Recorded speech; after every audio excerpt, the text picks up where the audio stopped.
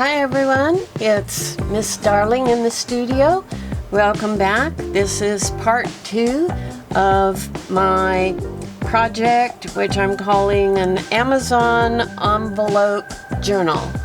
And we started with an Amazon envelope, which is going to provide the basic structure for our cover.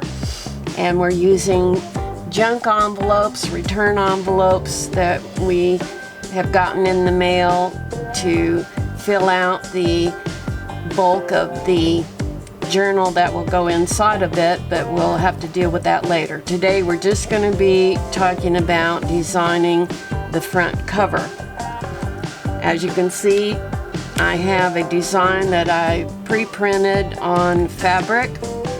I talked in my video part 1 about how you print on fabric, so I won't repeat that here. So now the fabric is an 8.5 by 11 piece of fabric, and I've just positioned it temporarily on top of the envelope cover and secured it with a couple of paper clips. And now I'm just sorting through various fabrics that I have, trying to get a feel for how I'm going to enlarge it all the way around and use colors that are complementary to the cover, but that hopefully don't overwhelm it. When you print on fabric, the design is going to come out much more subdued and pale than it would on paper. So you do have to adjust for that. So I've pulled out all kinds of various fabrics from my stash, and I'm just cutting them up into smaller pieces, which I will do a little gluing, but I'm basically going to adhere these with a slow stitch, a hand stitch, and maybe I might also run it through my sewing machine after it's all done to keep it together and nice and sturdy. But for right now, that's a decision that will be made at a later date. So what I'm taking is fabrics that I think are complementary to the direction that we're going, and I'm just kind of spreading them around, kind of sprinkling a little color over here, and then, you know, like if I put one up here, I might put a corresponding one down here on the opposite side to keep the balance. I've got more darkness in the butterflies over here than I do over here, so I'm going to want to add some darker fabrics over onto this side. We've got some blue over here, not much blue over there, but there is an influence of it, so I'm not going to put a huge amount of blue over here, but I do want to have some. And I'm tearing my fabric because I want these ragged edges and the frayed edges, and I'm making them bigger than I need so that I can wrap them around to the other side, which will then be covered with paper. But if you wrap it around to the other side, it gives a nice finished look to your cover when you're all done, and we do like it to look nice and finished. So here's another blue I'll introduce over here, a little bit of that. There's not much in the design, so I don't want to put a whole lot of it around the border either, because that can just wind up drawing too much attention to itself. So, but I think we could use another small piece, say up here. none of these are glued on, so what we wind up with now may change several times before we arrive at a final decision. Got a little bit of this mustard color over here. I think we'll run with that a little bit, not too much.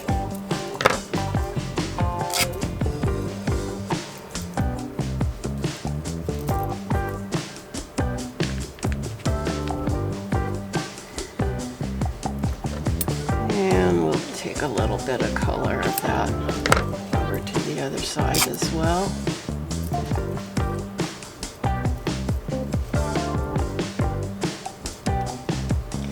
So I'm varying the widths so that it doesn't look real uniform. I've got this piece of lace here that I think might drop in there nicely.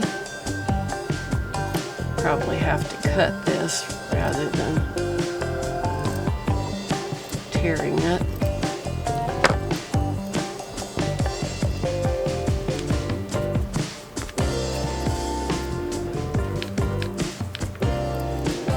And we'll want a little of that over here. Maybe on the corner would be nice.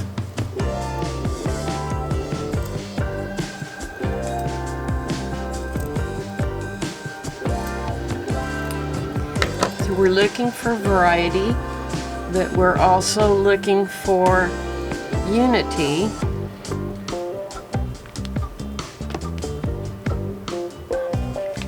So when we're all done, it winds up looking like a very cohesive whole.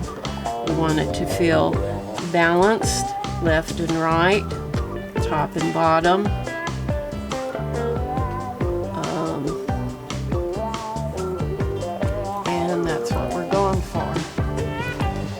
Originally, I had never printed on fabric before, so I didn't know what to expect. And originally, I had pulled out some fabrics that are a lot stronger in color. I set them aside because I don't want to have the border dominate too much. I'm okay with it being a little stronger, but I don't want it to dominate. So, do we want to include some of that? It is much darker. Maybe we can see how a bit of it might do on this corner up here. Again, I'm putting the most frayed part of it inside. I want that to show. I like that. So that worked out okay. That's not too strong. So let's see about adding another little piece to the other side.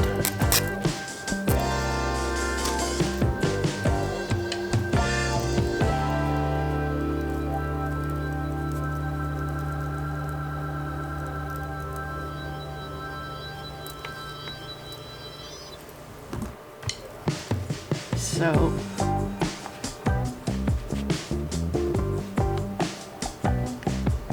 okay, I think we're coming along.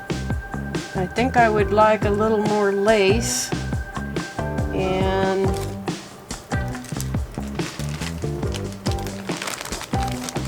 obviously most of the lace I have in my stash is white. I don't want to use white as it will, I think, maybe attract a little too much attention to itself. So let's see what we got here.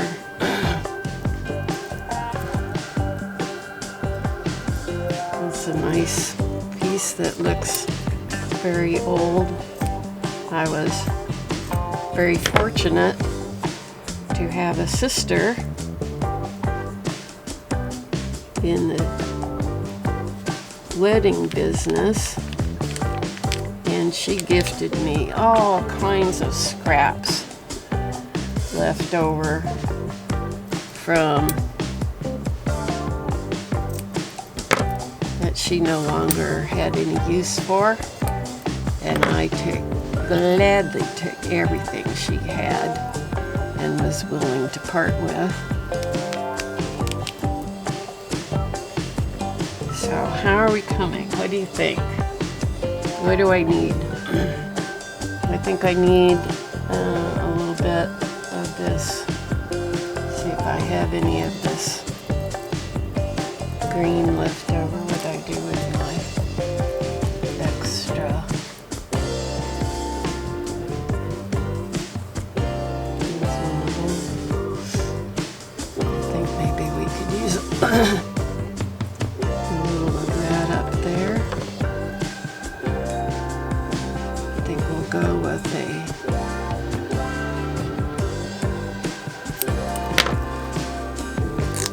a wider piece.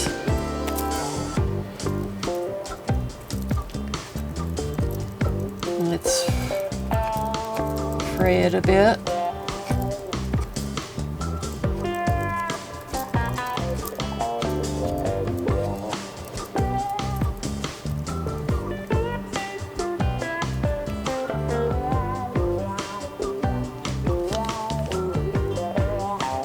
Okay, I have a couple spots left.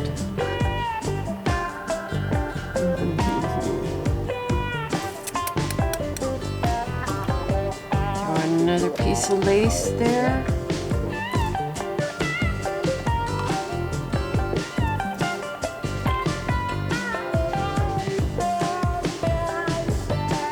I think.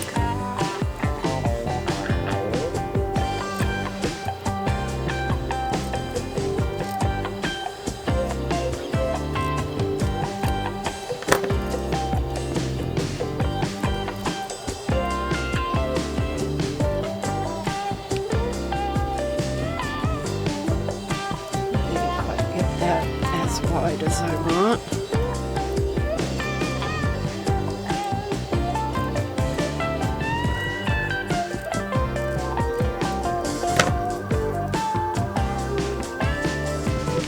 There we go. Oh, got a spot up there I missed. What should we do there? Do a little bit more of this blue.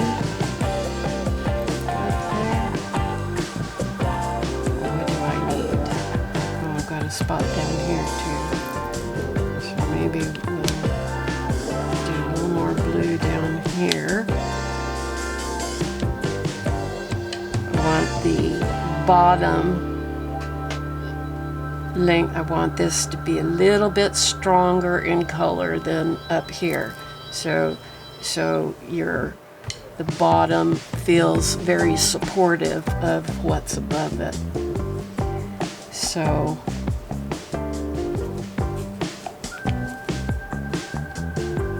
add a little bit more of this darker blue down here, and then maybe something a little lighter up there.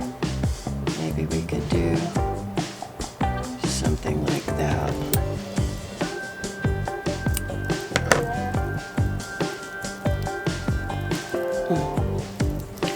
Oh, you don't want to tear that way, huh?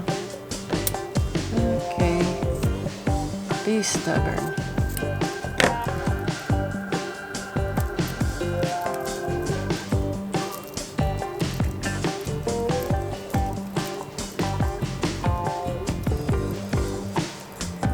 Fabrics have a mind of their own.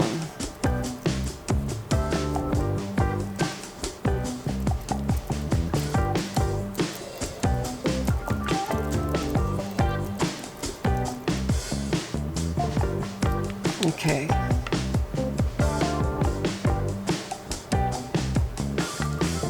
Well, I feel quite good about that.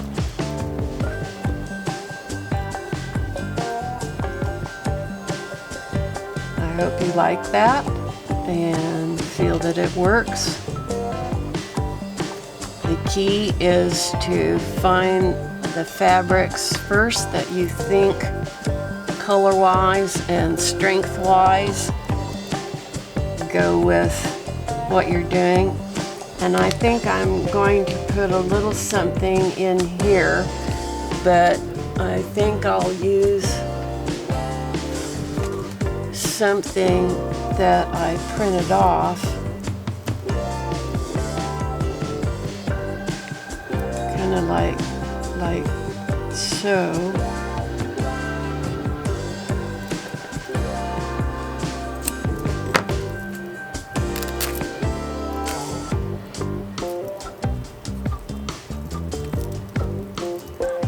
Kind of like this, these couple of monograms there.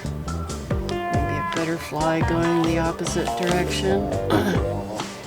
Help fill that in. It looks a little bit plain right in there. So that will do there. Let me see if there's anything else. I have more monograms. I don't think we need more butterflies. Here's a lovely, looks like a pansy. Do you like that? I think maybe I might like that more. It's a little bigger too.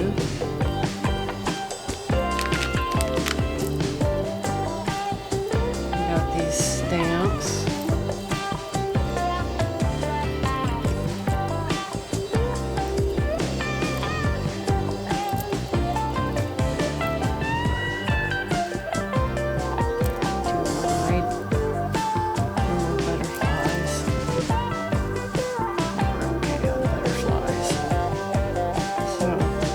I'll go with the pansy. Kind of fray it up a little bit more. A little grungier looking. That is one of the nice things. Also could be a drawback, but I think that's one of the nice things in this particular fabric that I've bought to print on. And that is when you rip it, it really frays nicely for you, if that's the look you're going for. If not, then you might want something different. I would think you could just use regular, cotton sheets or pillowcases that you might have. You don't have to go buy fabric. I'm happy with this. It has sort of a little bit of a burlap feel to it, which is very nice, and vintage feel. So that's where we're going to go design-wise. Now I'm going to take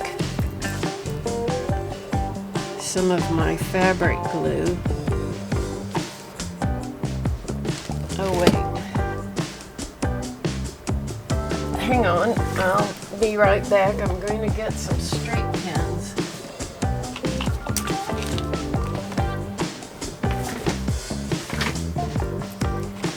I think we'll use some straight pins.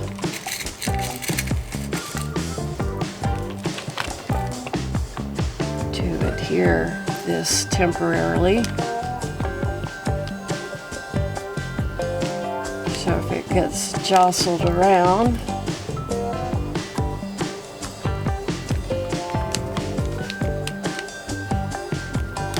we don't lose the positions that we had chosen. Now I have not adhered this at this point to the envelope. I'm just going to sew these on to the fabric itself. How's everybody? How are you all doing? Hope you're all well and safe and vaccinated. I did get my vaccination, both shots, and I did quite well on the first one, and the second one I had 3 days of fever, headache, body aches the first day, and then just a lagging fever that lasted 3 days, and then I was fine, except for a little bit of weakness. But they say that having the fever is a good sign that the shot is creating the antibodies that we want it to create, and to not be alarmed.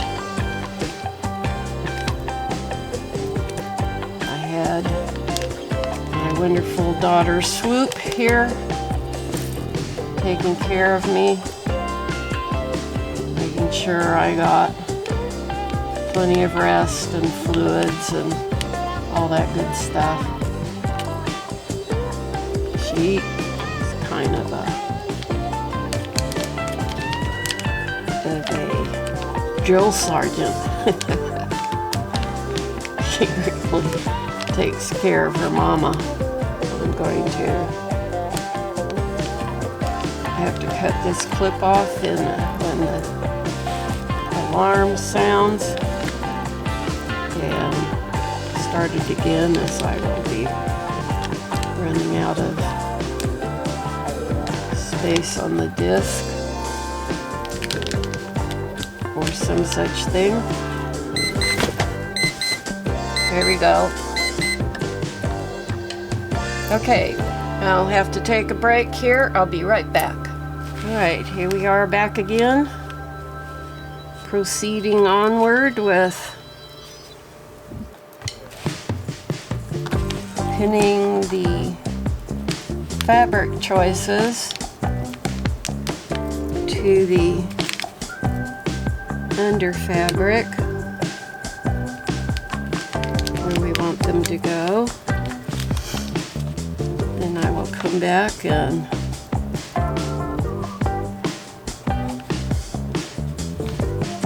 hand stitch, and maybe even do a machine stitch. What happened? How did I get? I think this was supposed to go this way.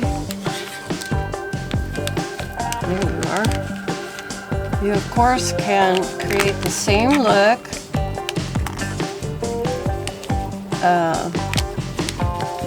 with paper. You could use paper in here and still put fabric on the ends, or use torn paper on the ends if you don't want the hassle of doing everything in fabric, or you don't have what you need on hand. Don't want anybody to feel like they gotta go out and buy a whole bunch of stuff to do a project.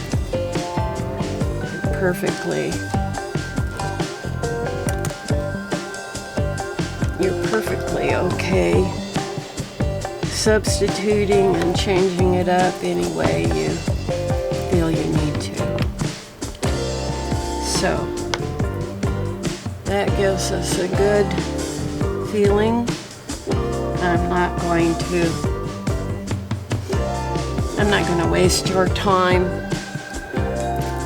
having you sit and watch me hand sew this on. I will do that off camera and then make the decision whether I'm also going to sew around it with my sewing machine.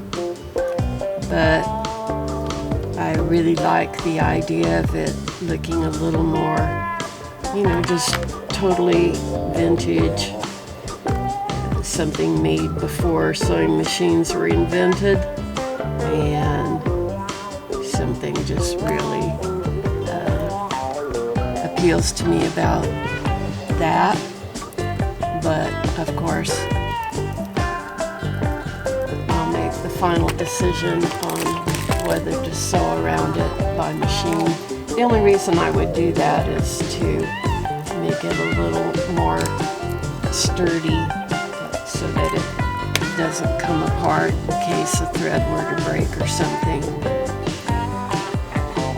Anyway, I'm quite happy with how this is coming together. I might make a few adjustments, but it's not going to be anything but a minor adjustment.